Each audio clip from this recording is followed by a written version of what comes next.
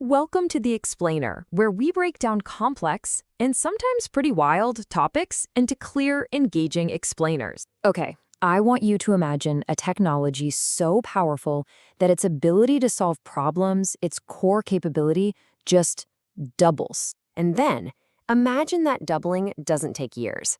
It happens every 6 months. Now, this isn't some plot from a sci-fi movie. This is the real, actual pace of AI development right now. And this kind of exponential growth is taking us somewhere our brains, which tend to think in straight lines, can barely even wrap our heads around. So let's dive right in.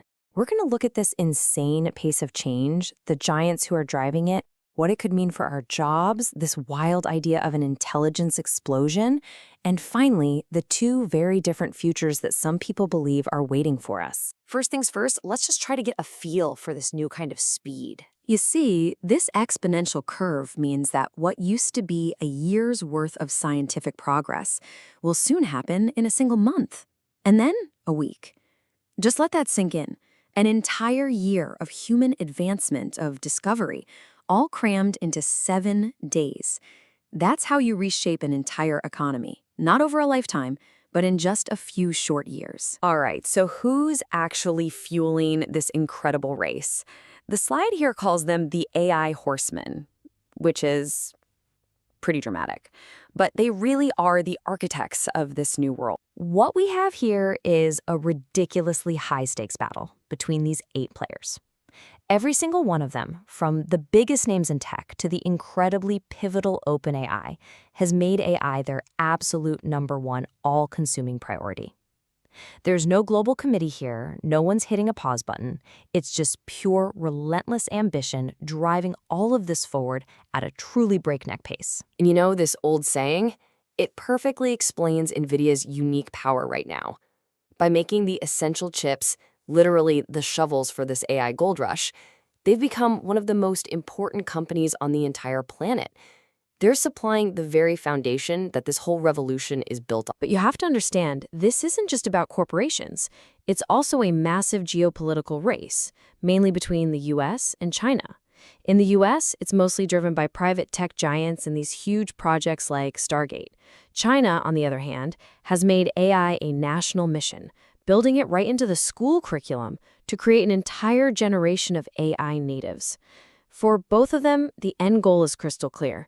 Whoever leads in AI is going to lead the future, period. And all of this acceleration has a very real, very direct impact on one of the most basic parts of our lives, our jobs. Okay, here's a number that changes the entire conversation: 100.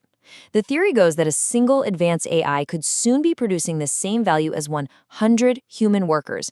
Not 2, not 10, 100. This is the new productivity math we're all going to have to deal with. So if you're an employer, the choice is becoming, well, pretty stark. Why would you hire a team of humans with all of our wonderful, but let's be honest, messy complexities, when a single AI can do the job better, faster, and without ever needing a coffee break or a vacation day? This creates a huge problem for the job market. I mean, seriously, if you're graduating from college today, where do you fit in?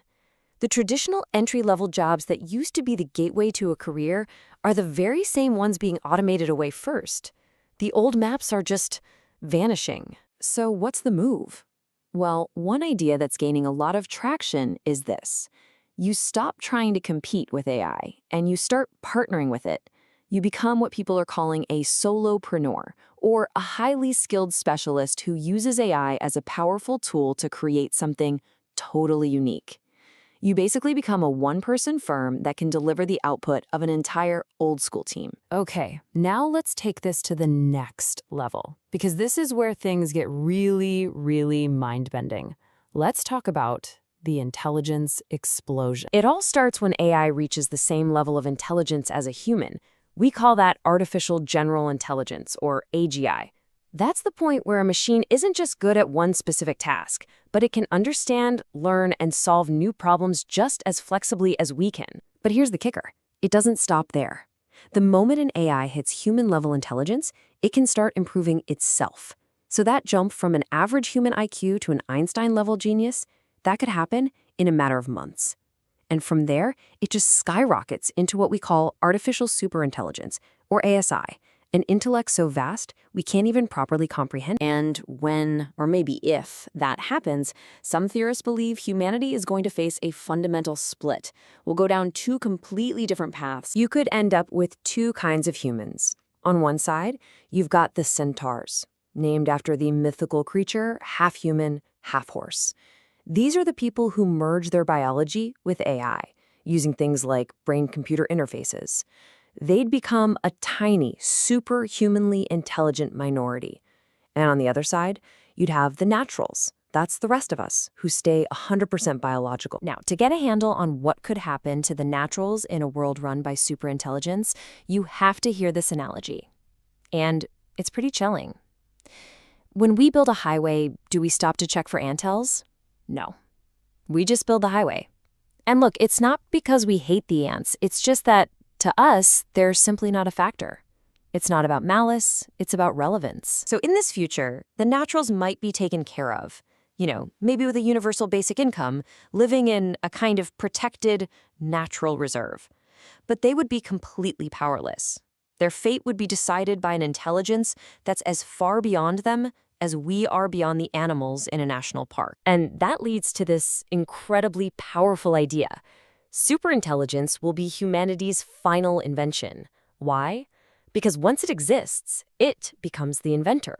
It'll be the source of all future discoveries, marking an irreversible turning point, a true singularity. The course of history would no longer be in human hands, which leaves us with this final, massive question to wrestle with. If we actually succeed in creating a consciousness so much greater than our own, what does humanity become next?